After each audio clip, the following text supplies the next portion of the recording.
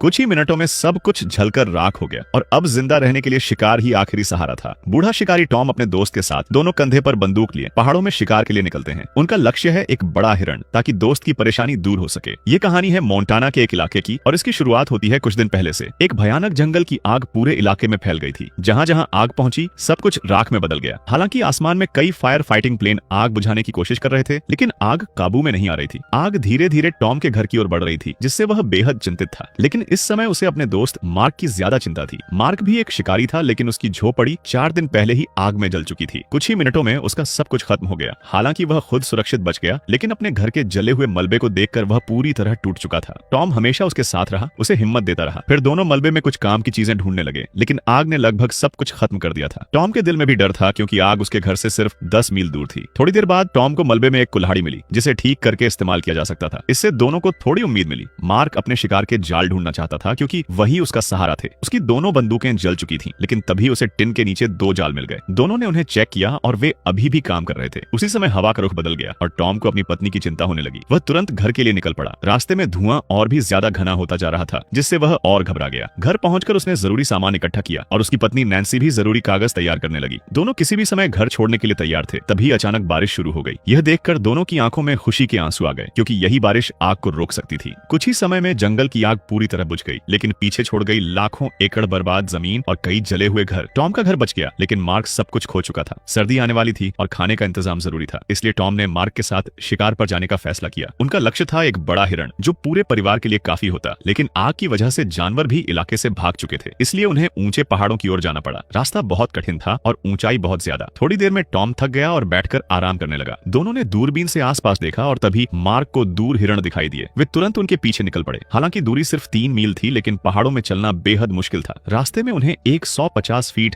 गहरी खाई पार करनी पड़ी। टॉम के घुटने में पुरानी चोट थी, इसलिए वह धीरे धीरे नीचे उतरा। नीचे पहुंचकर उन्हें हिरण के ताजे निशान मिले। इसका मतलब था कि वे ज्यादा दूर नहीं थे, लेकिन फिर उन्हें खड़ी चढ़ाई चढ़नी पड़ी, जो बहुत थकाने वाली थी। मार्क तो लगभग फिसल ही गया था, लेकिन किसी तरह संभल गया। बहुत मेहनत के बाद वे पहाड़ की चोटी पर पहुंचे। उन्होंने फिर से हिरण को ढूंढने की कोशिश की, लेकिन अब वे कहीं दिखाई नहीं दे रहे थे। रोशनी भी कम हो रही थी, इसलिए उन्हें शिकार छोड़ना पड़ा। रात होने तक वे वापस अपनी गाड़ी तक पहुंचे। मार्क की हालत देखकर टॉम ने फैसला किया कि वह पिछले साल के शिकार का कुछ मांस अपने दोस्त को देगा, ताकि वह इस मुश्किल समय को पार कर सके।